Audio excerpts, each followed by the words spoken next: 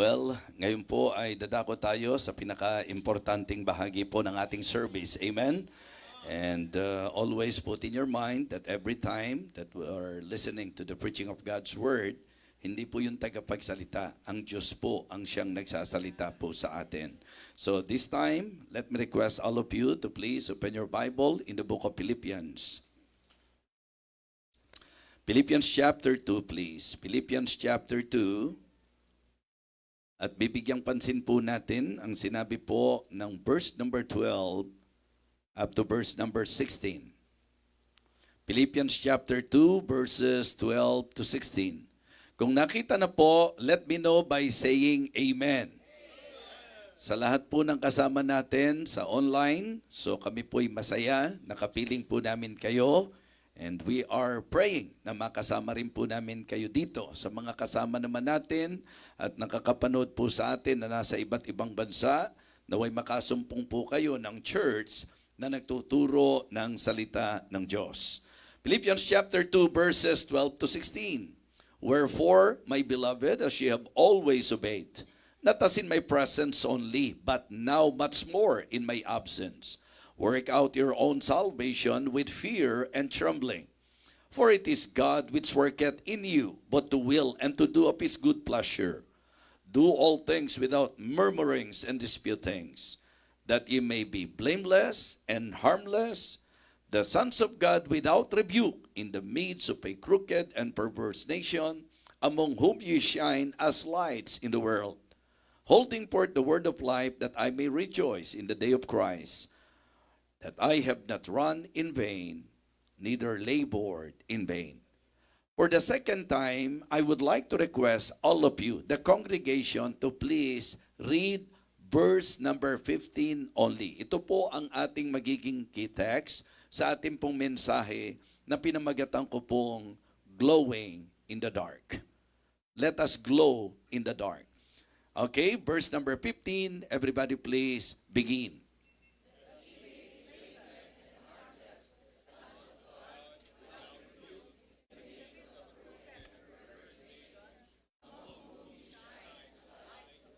That ye may be blameless and harmless, the sons of God without rebuke, in the midst of a crooked and perverse nation, among whom ye shine as lights in the world. Let us go to the Lord in prayer. Dakilang Diyos, aming Panginoon, ngayong umagang ito, nais po naming ibigay ang pinakamataas na paggalang sa pakikinig po namin ng iyong banal na salita. May you again talk to us, Heavenly Father. May you bless our hearts, O Lord. Nawa, anuman po ang magiging hadlang upang kami po ay hindi mapagpala. Nawa, dakilang Diyos, ikaw po ang gumabay sa amin, tumulong sa amin, Panginoon. May you rebuke all the works of the devil, Heavenly Father, and may you exalt your name in our midst. Help me, Lord, and empower me. Fill me with your Holy Spirit, O God. Lagi mo po akong puspusin ng iyong banal na Espiritu sa aking pangangaral upang ako po'y mangaral not in the power of the flesh, but in the power of your Spirit. Help me, Lord, and bless your people. For all of these things we ask and pray in Christ's most holy name. Amen. Amen. Okay, you may now be seated. Well, ang book of Philippians ay isa sa tinatawag po nating prison epistle. Isinulat po ito ni Apostol Pablo sa kalagayan na siya po ay masasabi po nating nasa matinding persecution. In fact, siya po ay naipabilanggo. At alam natin na ang sentro po ng Philippians chapter 4 or the whole book, in particular sa lahat po mga kapatid, sa kabuuan ng aklat, ang talagang pinakasentro nito ay ang patungkol sa pagiging masaya sa Panginoon. To always rejoice in the Lord. And this is very obvious in the life of the Apostle Paul because in spite of the fact na siya po ay nasa prison, in spite of the fact na siya po ay nasa matinding persecution, in spite of the fact na ang sitwasyon po, kung tutusin, hindi pleasant sa paningin ng tao. But still in his heart, is to encourage the people of God to always rejoice in the Lord. Amen? Mga kapatid, mga minamahal, isa po yan sa magandang ating obserbahan sa ating mga buhay. Sapagkat ang ating kagalakan, depende. Ang ating kasiyahan, depende. Kapag ka maganda ang sitwasyon, well, tama lang na tayo po'y maging masaya. Pero kapag ka po may mga difficult situation, it seems na para bang justifiable na po sa atin ang tayo po'y magpadala doon po sa hindi magandang sitwasyon to the point na may lumilihis, meron pong mga sumasablay, meron pong mga masasabi po natin na hindi na ginaganap kung ano ang kalooban ng Panginoon. In the case of the Philippi believers, we can notice that in the writing, in the letter of the Apostle Paul, yung impression ko po sa church na ito, napakaganda. Bagamat siyempre po sa lahat ng mga churches, lagit-lagi, meron naman pong mga challenges dyan. Meron pa rin pong posibleng maging problema po dyan. At dito po, magkakaroon tayo ng idea na may mga ilan na pinaalalahanan si Apostol Pablo na sana magkaroon ng kapareho, kaisahan ng pag-iisip, magandang magkaroon ng magandang trato sa isa't isa, na magpababaan ng kalooban at magkaroon ng pagkakasundo sa usapin ng relasyon sa Panginoon at sa gawain ng Panginoon. Klaro po yan. Katulad ng typical ng mga churches, meron din pong mga ilang conflicts, masasabi nating struggles and challenges, but if we will consider, yung sinabi po niya sa teksto natin, at ito po'y madalas kong binabanggit sa inyo, lalo na kapag ako po ay nalalayo, kapag ako po'y naaalis, kapag ako'y nasa ibang bansa, lagi ko pong sinasabi, Philippians chapter 2, beginning verse number 12, wherefore my beloved, as you have always obeyed, not as in my presence only, but now much more in my absence, work out your own salvation with fear and trembling. So makikita nyo po na itong paalalang ito ay mahalagang bagay na dapat laging ipaalala sa mga mananampalataya ng usaping pagtatapat, ng usaping paglilingkod, ng usaping pagiging active at involved ay hindi sa mata lamang ng nagtuturo, hindi sa mata lamang ng tagapanguna, kundi higit sa lahat sa paningin ng Panginoon. That is the idea. Wherefore, my beloved brethren, be ye steadfast, unmovable, always abounding in the work of the Lord. Ibig sabihin po, doon po sa statement ni Apostle Paul, wherefore, my beloved, as ye have always obeyed. So, leading to the idea na ang church na ito ay obedient. Wherefore, my beloved, as ye have always obeyed. Not as in my presence only, but now much more in my absence. So ito po'y napakagandang katangian ng isang iglesia.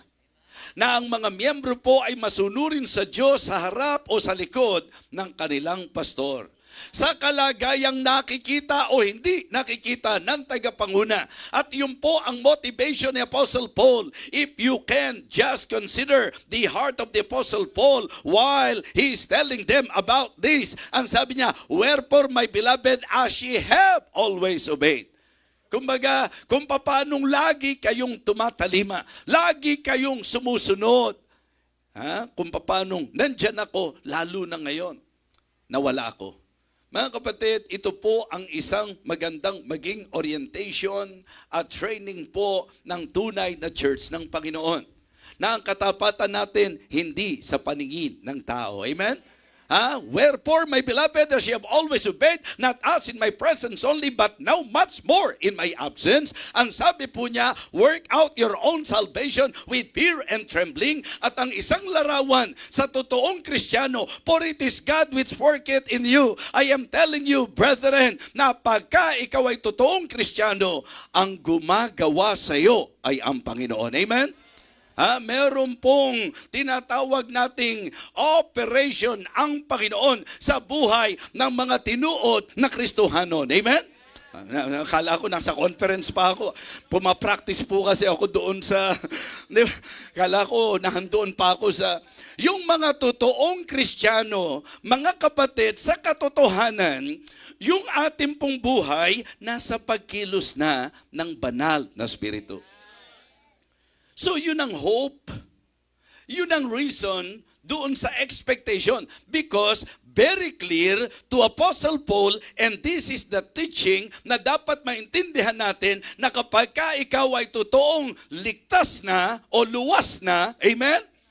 Ang ibig sabihin, may banal na spirito na nasa imong kasing-kasing. Na nasa puso mo na ang banal na spirito at ang banal na spirito ay gumagawa sa imong kinabuhi. Amen? Gumagawa siya sa buhay mo. Kumikilos siya sa buhay mo. Yun po, mga kapatid, ang makikita nating nilinaw ni Apostol Pablo sa kanila. Kaya ang isang totoong Kristiyano na sa kanyang puso kumikilos ang Panginoon, hindi siya yung magiging Kristiyano na gagawa nga, magrereklamo naman. Na magbibigay nga, ang dami naman sinasabi. Na nagpupuri nga, pero iba ang taglay na kalooban. Kaya ang sabi niya, do all things without murmurings and disputings. Hindi raw dapat, mga kapatid, na ang ating pong paglilingkod ay may pagmamaktol, may pagrereklamo, may bigat ng loob, may kapaitan ng puso. Ang ating paglilingkod ay dapat buong puso, may kagalakan ng puso, may totoong kasiyahan, because we believe na tama lang na ating paglingkuran ang Ginoo. Amen? Dapat lang nating paglingkuran ang ating Panginoon. Pagdating ng verse number 15, lahat daw ng gagawin natin, walang mga pagtatalo-talo, walang pagbubulungan. Siguro magandang bago tayo lumusong sa mensahe, bawat isa sa atin magtanong, kamusta ba tayo sa mga ginagawa natin sa church? Men's fellowship, ladies fellowship, youth fellowship, CYA. Kamusta po tayo samantalang magkakasama tayong naglilingkod? Wala bang pagtatalo-talo? Wala bang pag-aaway-away? Wala bang paligsahan? Wala bang pagalingan? Yun po ang nagiging problema. Mga kapatid, mga minamahal, the reason why the Apostle Paul gave this motivation to them, because in reality, katulad ng typical na church, meron ding problema. Please don't get me wrong, ha? Example lang naman to. At ang lumalabas na problema na in-address ni Apostle Pablo ay ang medyo kailangan pag-aayos kay Euodias at kay Syntyche. Parang nagka-problema sila sa ladies fellowship nung time na yon. Diba? Diba? Sabi po, kaya ako, pagka nagkaka-problema, men's fellowship, ladies fellowship sa mga ministries, alam niyo kung bakit? Kasi mga tao tayo eh. Diba? Minsan pagka hindi natin na-overcome yung sarili natin, pumipiglas eh. Diba? Minsan kapag ang tingin natin, mas magaling tayo sa iba. Kaya nga sabi ko po, ang principle simple. Pag may nakalagay na leader, mga kapatid, doon tayo sa pagsuporta sa leader at hindi sa pakikipagtalo at pakikipagmarunungan sa tagapanguna. Kung miyembro ka, gumanap ka muna bilang miyembro. Pag pastor ka na, gumanap ka na bilang pastor. Kung ikaw ay masasabi nating leader, gumanap ka bilang leader. Pero kung meron pong mga leader tayo, huwag kang gumanap sa kalagayang leader, and please try to avoid thinking that you are better than anyone else. Huwag nating isiping mas magaling tayo. Mga kapatid, yun po, not to think of himself more highly than he ought to think, but to think soberly. Ang sabi po, let it esteem other better than themselves. Yan po ang kalagayan. Kaya po sa church, kapag kami nagmarunong sa pastor, maniwala kayo, magkakaproblema. Pagka po merong mga ang tingin sa sarili, mas magaling sa leader, mga kapatid, magkakaproblema. Kaya ang talagang malinaw, nasabi ni Paul, do all things without murmurings and disputings, that ye may be blameless and harmless, the sons of God without rebuke in the midst of a crooked and perverse nation, among whom ye shine as lights in the world. Kaya ang ganda ng title natin Glowing in the Dark. Tatlong bagay po ang gusto kong bigyang pansin sa idea po nung salitang glowing. Mga kapatid, kung kayo po'y nagno-notes, bigyang pansin po natin ito, glowing in the dark. Okay? Ang ating Panginoong Hesukristo mismo, kung matatandaan nyo po, siya po ay nagbigay ng kanyang sermon. Yes, inaralan po niya ang kanyang mga tinuturuan. You are the light of the world, and let your light so shine before men, that they may see your good works and glorify your Father which is in heaven. Mga minamahal, mga kapatid sa Panginoon, sa ating pong mensahe, ang ipinapaalala ko po sa inyo, being a genuine believer, kailangan po mag-glow tayo in the dark. Tatlong bagay po ang papansinin natin sa salitang ito. Okay? Una po, shining for Jesus Christ. Di ba? Ang idea po ng glowing in the dark is shining for Jesus Christ. Ikalawa po is showing Jesus Christ. Yung ipakita po natin ang ating Panginoong Jesucristo o makita sa atin, di ba? Mahayag sa atin. Ipakita natin ang Panginoon sa ating mga buhay. And then, standing out, di ba? Stand out for Jesus Christ. So the idea na gusto ko pong ihatid sa inyo sa mensaheng ito is for all of us to shine for Jesus Christ, to show Jesus Christ, and to stand out for Jesus Christ. Amen? Isa-isahin po natin. Ang sabi po, let your light so shine before men that they may see your good works and glorify your Father which is in heaven. Sa teksto natin, among whom ye shine as lights in the world. Na kung saan magliwanag tayo. Diba? Kuminang tayo, mga kapatid. Na tayo po ay magliwanag sa madilim na sanglibutan ito. And when we say shining for Jesus Christ, it means we should live like Christ. That is number one, to live like Christ. Ang simple word, Christ-likeness. Yan po ang goal. Yan po ang ultimate goal. Yan po ang objective. Lahat ng mananampalataya, gusto kong ipaalala sa inyo na hindi kapag ka ikaw ay na-save na, ang ibig sabihin, perfecto ka na. At aaminin ko po sa inyo na sa mundong ito, hindi natin maaabot ang perfection. Ang sinless perfection. Why? Sapagkat sa doktrinang tama, pag Kristiyano ka, nagkaroon ka ng bagong likas, but hey, nasa iyo pa rin ang matanda kalikasan. Yun ngayon ang dahilan kung bakit ka uma-attend. Yun ang dahilan kung bakit ka nagbabasa ng Bible. Yun ang dahilan kung bakit ka nagba-Bible study. Yun ang dahilan kung bakit ka nagpapatuloy. Mga kapatid, sapagkat sa pagpapatuloy, doon tumitibay, lumalakas ang ating espiritu at ang kalagayan na malakas ang ating espiritu, bagamat hindi tayo perfecto, na o-overcome na natin ang gawa ng ating laman at ng ating damdamin. Di ba? Mga kapatid, to live like Christ, hindi po madali yan. Pero yan po yung pinaka-context nung sinabi po ng Romans 8:28 na sa operasyon ng Panginoon sa buhay mo, huwag kang papalag. Sapagkat ang ating Panginoon sa kanyang kalooban, siya po ay meron pong tinatawag nating processing na ginagawa. Para tayong ginto na kailangang idadaan sa apoy upang kuminang, upang magliwanag, upang lalo't lalo maging dalisay. Amen? Kaya pag nakakita kayo ng kapintasan sa mga miyembro, huwag kayong magtataka. At lalo huwag niyong gagamiting dahilan yung kapintasan ng miyembro para tayo po ay tumalikod. Bakit? Mga kapatid, sapagkat lahat tayo still work in progress. Nagtatrabaho pa ang Ginoo sa imong kinabuhi, di ba? Ibig sabihin, God is still working sa buhay natin. For it is God which worketh in you. Hindi ka perpekto, hindi ako perpekto, pero sa pagpapatuloy po natin, doon tayo magliliwanag. Kaya mga kapatid, ang sabi ng Romans 8:28, hindi ba nililiwanag natin? No coincidence, wala pong, nangyari by accident. Pag Kristiyano ka, maliwanag po, and we know that all things work together for good to them that love God, to them who are the called according to His purpose. And in verse number 29, sabay-sabay po, for whom He did foreknow, He also did predestinate to be conformed to the image of His Son. Kaya, hindi madali.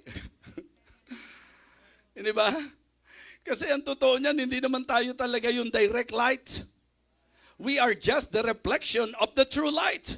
The true light is no other than our Lord Jesus Christ. At ang kailangan po mga kapatid, habang tumatagal, medyo natutularan po natin ang kaisipan ng ating Panginoon. Importante po yan eh.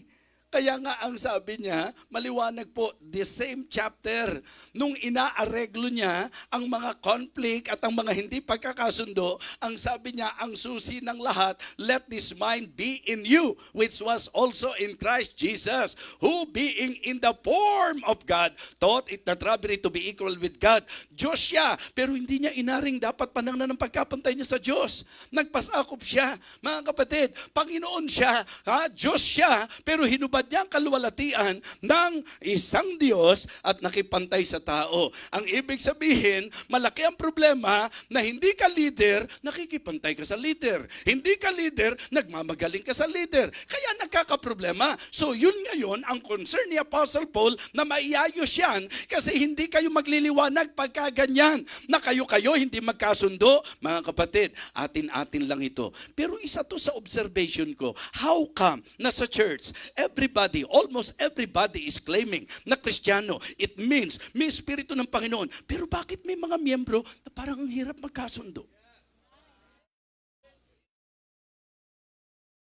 Hindi ba matulungan niyo ako? Kasi nahirapan akong paliwanag yan eh. Kasi kung para makasundo mo lang ang isang tao, kailangan pareho kayo. Wala kang makakasundo kasi wala talagang taong magkapareho. At kung para makasundo mo, kailangan hindi siya magkakamali. Ay, huwag ka nang umasa pa. Sapagkat titiyakin ko sa iyo, magkakamali at magkakamali ang tao. Anong problema? Walang kaisipan na katulad ng sa Panginoon. Walang kapakumbabaan, mga kapatid. So kaya ang idea po ng glowing in the dark, shining for Jesus Christ, it means we need to live like Christ. For whom He did foreknow, He also did predestinate to be conformed into the image of His Son.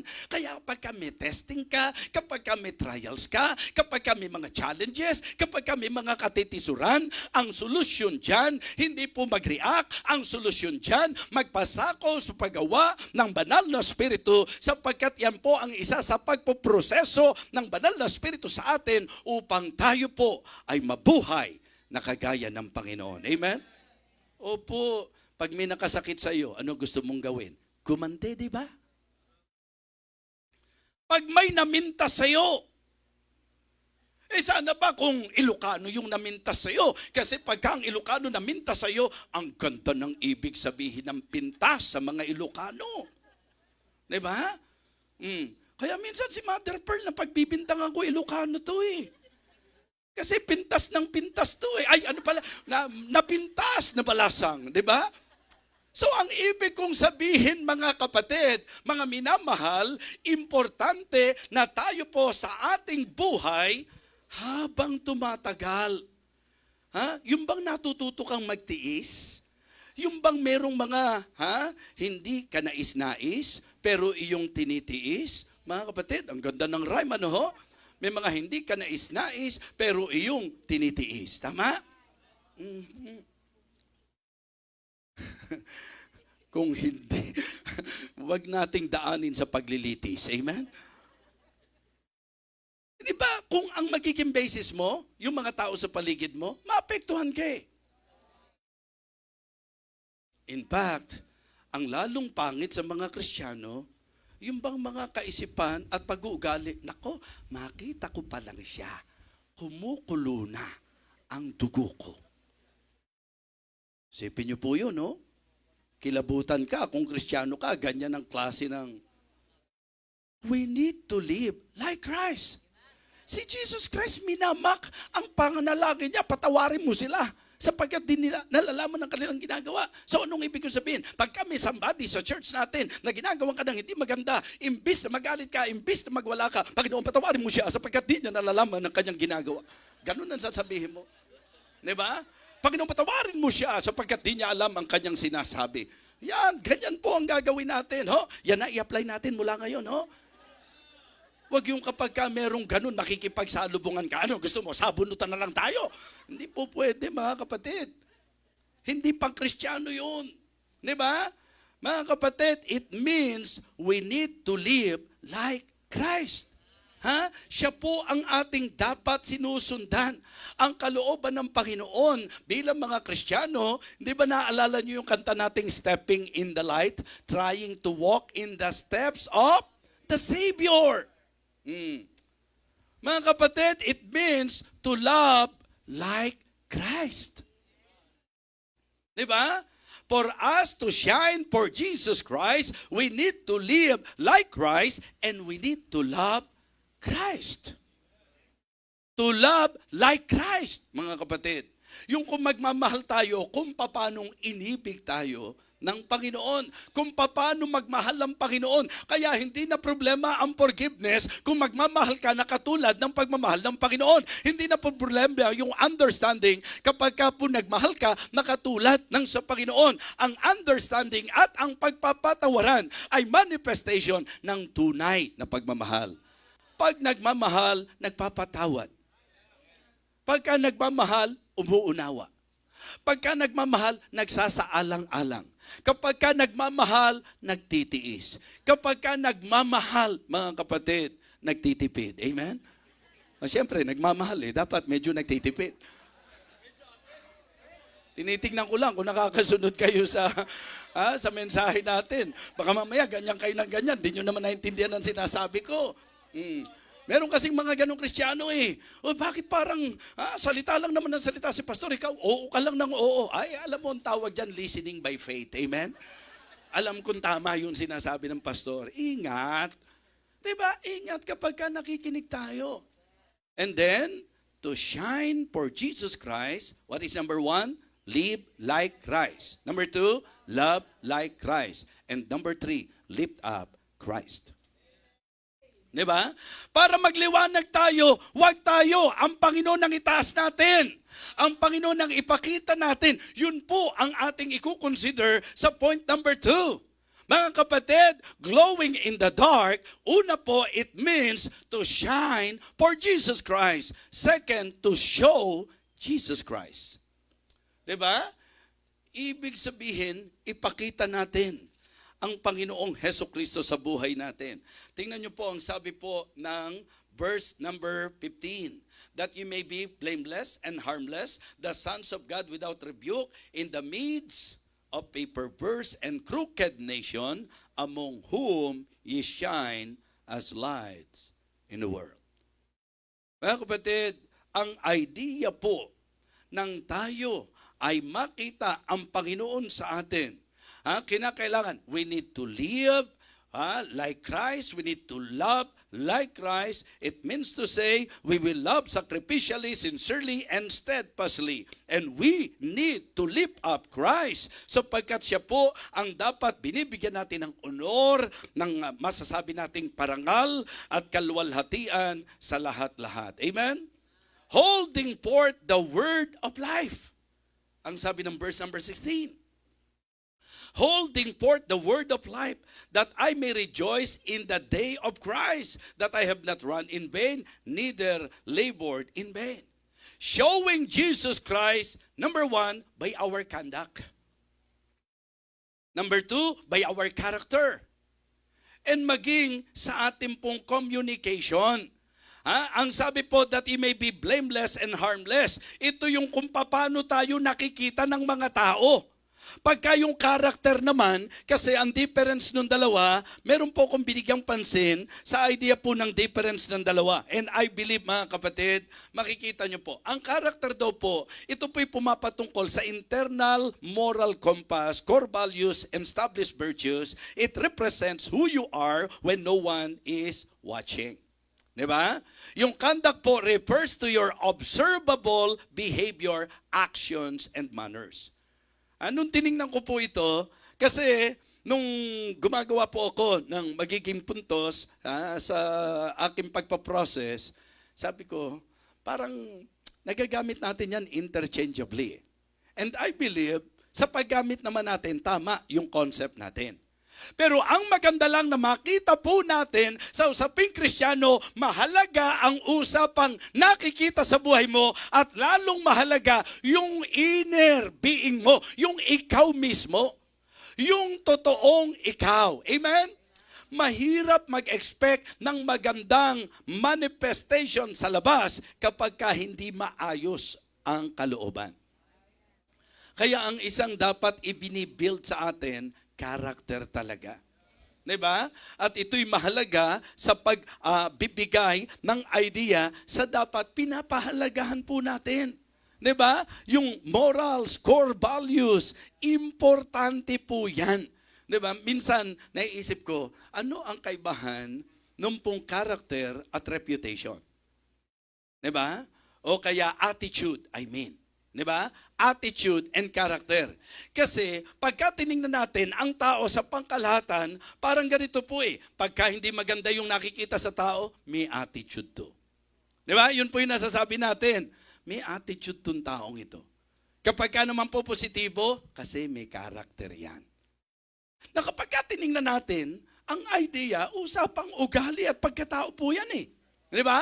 Usapang ugali at pagkatao. Mga minamahal, sa usapang Kristiyano, para tayo po makita sa atin ang Panginoon, sana po sa usapang conduct and character, talagang ang natatanaw, Panginoon sa ating buhay. Paano tayo nagre-react? Palagay ko po, lahat tayo guilty sa ganitong bagay. Pag nagalit ka na, kamusta ka na? Natatanaw ba si Jesus Christ? Ay opo, talagang pag nagalit ako, pinagahawan ko mga mukha nila eh. Dahil si Jesus Christ, hinawan yung mga kapatid. Walang problemang magalit, basta matuwid ang galit. Pero ang problema, kadalasan ang galit natin, saan tayo dinadala? Hindi ba sabi nga ng Bible, for the wrath of man worketh not the righteousness of God. Sa usapang galit na nagiging dahilan para maging violente ka, yan po ay nag-i-imply, hindi yan ang galit na katulad ng galit ng ating Panginoon. At hindi rin po makikita ang Panginoon sa ganung klase ng galit natin, mga kapatid. So kaya, bantayan po natin. Diba? So, sa conduct natin dapat makita ang Panginoon. Sa character natin dapat nagpapakita ito ng Panginoon sa ating buhay, mga kapatid. At sa communication. Pagka tayo po nakikipag-usap, naku, ipinagbilin po ni Apostol Pablo yan sa napakaraming pagkakataon. Kaya nga sabi niya, holding forth the word of life. Diba? Usapang Kristiyano po, dapat ang ating pong pinangahawakan ay ang salita ng buhay. Amen? Ha? Pero ito yung problema eh. Na minsan, pagka nag-uusap tayo, nakikita ba ang Panginoon sa ating conversation, sa ating communication, sa ating pong conduct, sa ating pong character? Sa tahanan, kamusta po tayo? Again, lahat naman tayo kung tutusin, work in progress. Diba? Yung pong, ang sabi nga nila, angilan. Yung pwede namang sabihin ng maayos, bakit kailangan pang sumigaw? Problema ni Freddy po yan eh. Diba? Kasi lahat tayo, merong human tendency. And that is the reason why dapat talaga nag-grow po tayo. Amen? Para mag-grow, para mag-glow, kailangan mag-grow. Yes. Kailangan lumago po tayo. Huwag niyong ikakatwirang, ganito talaga ugali ko eh.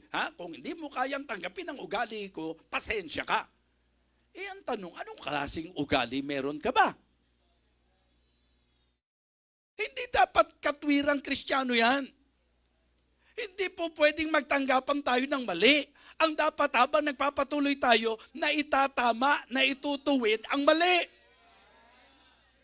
Diba? Kasi baka po pwede namang mag-usap ng may tamis. Bakit kailangang laging may pait? Bakit kinakailangan magmura kung may sasabihin ka lang naman na concern mo sa tao? Bakit kailangan? Kung masama ang loob mo, di aminin mo na masama ang loob mo, di ba? Minsan naman po pwedeng isingaw mo na lang yan kasi pag naisingaw na yan at naamoy yan, tapos na ang lahat, mga kapatid. Mahirap din kasing kinikim-kim yan. Opo. Alam nyo, pag kinikim-kim, mas matindi pag lumabas eh. Di ba? Mas malupit kapag ka lumabas. Ang dami kong gagamiting ilustrasyon. Ito pa nagamit kong ilustrasyon, di po ba? Minsan kapag kailangan ibuga, ibuga mo lang. Diba? At least magaanggaan pa. Pero yung bugang-buga na, pinigil mo pa, tinatlong araw mo pa. Naku, pag bumuga yan, mga kapatid, tandaan nyo po, siguradong lipol ang mga tao sa paligid. Hindi ba sabi ng Bible, huwag magpapalubog ng araw. Sa galit. Kung talagang naapektuhan ka, aminin mo, sabihin mo. Hindi yung kinimkim mo, tapos nung pumutok na, nung sumabog na, ang hirap ng irisolba. Hindi mo alam kung gaano katagal na kinimkim ko ito sa aking kalooban. Pinigil ko dahil gusto ko maging maayos tayo. Mga kapatid, alam niyo po ang laki-laking tulong. Kahit yung mga bata, minsan nagulat sila, hinampas mo sila eh. Palo ka ng palo, hindi naman nila naintindihan kung bakit. Hanggang sa ma-realize sila, mainit lang ang ulo. Nakakatakot maging mainit ang ulo ni mami. Nakakatakot mag-init ang ulo ni daddy. Talagang kailangan iiwas mo ulo mo dahil baka, Christ-likeness. Let us glow in the dark by shining for Jesus Christ, by showing Jesus Christ sa ating conduct, character, and communication. Mga kapatid, glowing in the dark, it also means to stand out for Christ. Yun talagang medyo nagiging katangi-tangi para sa kakaiba to ah. Hindi ba dapat ganun ang Kristiyano? Hindi ba? Yun ang dapat. Kaso natin. Hindi yung, kala ko Kristiyano to. Ganito pala Kristiyano, parang katulad rin natin.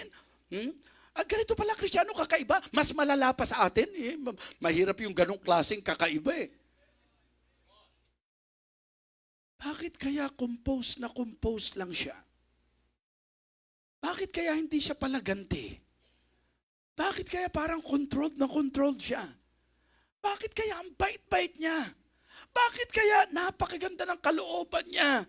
Mga kapatid, kumbaga, pagka pinag-usapan ang tao sa mundong ito, ang idea po nung sinabi po ni Apostle Paul that you may be blameless and harmless, the sons of God without rebuke in the midst of a crooked and perverse nation among whom ye shine as lights in the world. Yung bang katakataka sa kanila, hindi yung kayang-kaya kang balikan ng mga nakakakita sa iyo, kundi nagiging puzzle sa kanila. Kakaiba to ah. Bakit? Mga kapatid, kasi nag-stand out ka. Young people. Diba? Maganda makita nila yung kaibahan ng mga young people na Kristiyano sa mga hindi Kristiyano. Diba? Huwag mong hanapin ang mga bagay ng mundong ito. Huwag inain ka sa mundo. Hindi ko sinasabi na maging critical ka. Hindi ko sinasabi na maging holier than thou ang attitude mo. Hindi ko sinasabi na maging self-righteous ka. Pero ang sinasabi ko po, dapat klaro sa iyo, young people, na hindi mo po pwedeng hanapin sa buhay mo sa Panginoon, sa buhay mo sa church, yung mga ginagawa ng sanglibutang ito. Amen? Even sa klase ng pakikipagrelasyon. Mag-stand out ka. Diba? Yung bang kapag dumating ka doon sa punto na merong kakausap sa iyo, pwede mong sabihin sa kanila. Hindi yung pagka nakakita ng pogi, sagot agad. Kasi bihira po yan. Baka mamaya wala nang dumating. Naintindihan niyo po? Tapos gagamit ka pa ng example. Si sister nga, naghintay. Tingnan mo ha, hindi ka agad sinagot. Ano nangyari? Ayun. Isang dekada na ang lumipas. Mga kapatid, hindi applicable sa Kristiyano yung ang taong nagigipit Kahit sa pangit, kumakapit.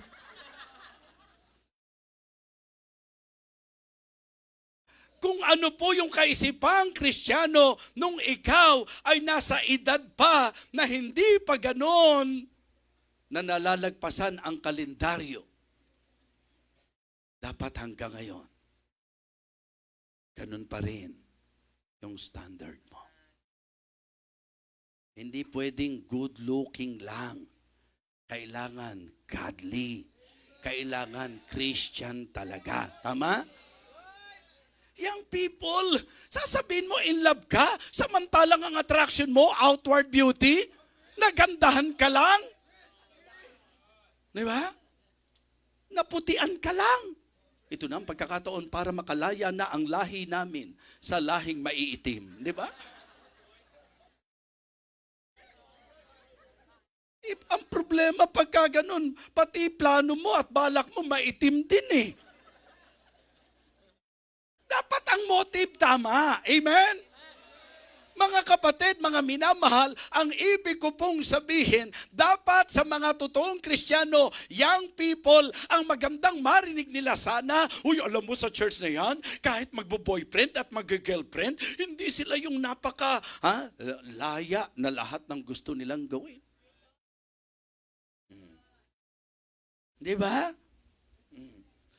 Alam natin kung ano ang ligawang Kristiyano.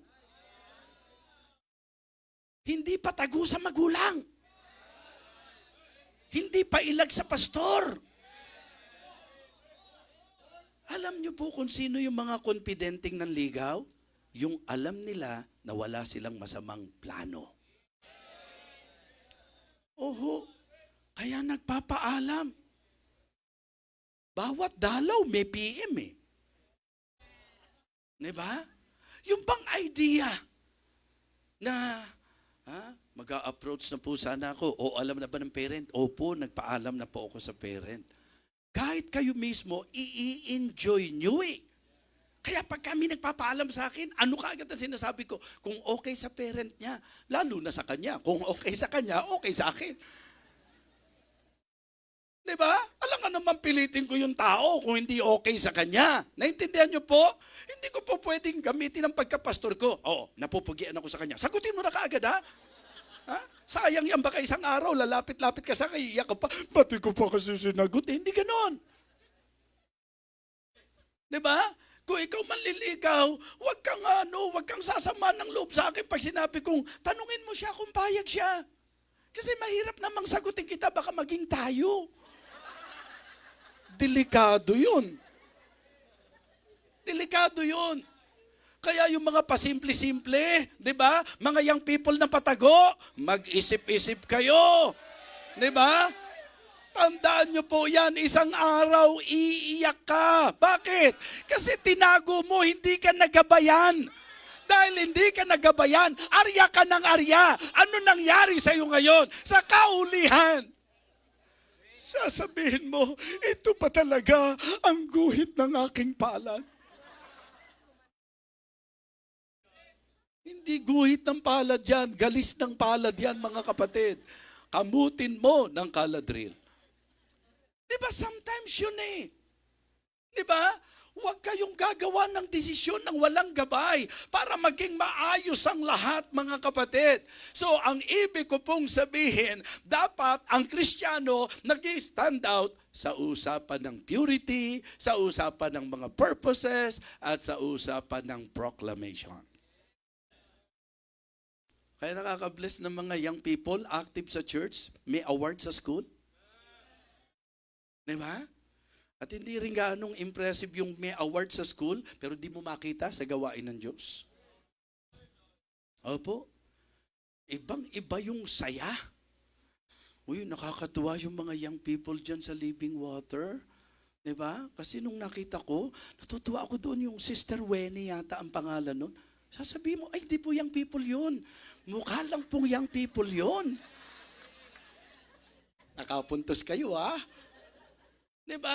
Nakakatuwa na mabigyang pansin po na nakakatuwa yung mga members nyo. Hindi naman kayo mayaman, pero napaka-supportive sa gawain ng Diyos. Hindi naman po kayo mayaman, pero makikita nyo po na all out sa gawain ng Diyos. Mga kapatid, yung mga young people na yung talent nila ginagamit na sa Panginoon, yung pong mga adult natin na sa kabila nang umaakyat sila sa third heaven, mga kapatid, pero hindi napipigilan. Grabe sila, no? Pag nag-worship sila, may nakapasyal po sa atin eh. Nung nakita po yung inaakyatan dito, mga kapatid, gusto po magtuloy-tuloy na doon sa itaas. Nung malaman nilang may 70 years old na, hindi ikaw ang ibig sabihin na ang ibig sabihin, nung malaman nilang, kasi na-tsempo dito ako naharap eh, nung malaman nilang may mga 70 years old na, meron pong mga may nararamdaman ng kung ano-ano, kaya nga diyan ka mapibless kay Teacher Tessie, pwede na makapanood sa online eh, yung mga kapatid naka-walker, tapos ikaw hindi ka naman nagwa-walker, maayos na maayos ang kalagayan mo, pero parang ang bigat sa'yo, na para bang ang laking sakripisyo sa'yo, naaakyat ka. Mga kapatid, paalala lang. Baka pagka ikaw, hindi ka talaga willing na umakyat sa ikatlong floor, baka daling ka na ng Diyos sa ikatlong langit. What is the third heaven? The abode of God. Mga Kristiyano, kamusta po? Dapat pag kami masisipag na estudyante, kasi Christian yun. Sana kaya may mga mababait na anak, kasi Christian yun. Mahiya ka kung yung hindi nagkiklaim na Christian, yung hindi nagba-Bible, ang gagalang sa magulang, napaka-considerate, napaka-respectful, napaka-loving sa kanilang magulang. Tapos ikaw sinasabi mo, Kristiyano ka, miyembro ka ng Living Water, tapos nakikita nila na pag nakipag-usap ka sa magulang mo, parang yung magulang mo pa titiklop sa'yo. Huwag niyo pong ika-proud yan. Huwag niyo pong ika-proud na ang magulang niyo sunod-sunuran sa inyo. Mali po yan. Huwag yung porke may narating na kayo, ang lakas na ng dating niyo. Hindi dapat yun. Di ba sinasabi ko nga, mga anak, dapat yung malaman na yung buhay niyo pa lang sa usapang tao. Ha? Happy Mother's Day po. Utang niyo po yan sa nanay niyo. Tapos kung sagot-sagutin mo nanay mo, kung lapastanganin mo magulang mo, gayon na lang. Hindi ka magliliwanag niyan. Magiging dahilan ka para matisod ang mundong ito. Ang pinakapangit na statement, yung marinig niyo po, ganyan pa ang Kristiyano? Ganyan ba talaga yung member ng church niyo? Ganyan ba talaga yung... Mga kapatid, malinaw po sa banal na kasulatan, even the Lord Jesus Christ, He declared that believers are the light of the world. And let your light so shine before men, that they may see your good works and glorify your Father which is in heaven. It is good for all of us believers na talagang mag-shine para sa ating Panginoong Jesucristo. Makita sa atin ang Panginoong Jesucristo at mag-stand out tayo para sa ating Panginoong Jesucristo. So for me, the very idea of the word glowing in the dark, it means to shine for Jesus Christ. To show Jesus Christ.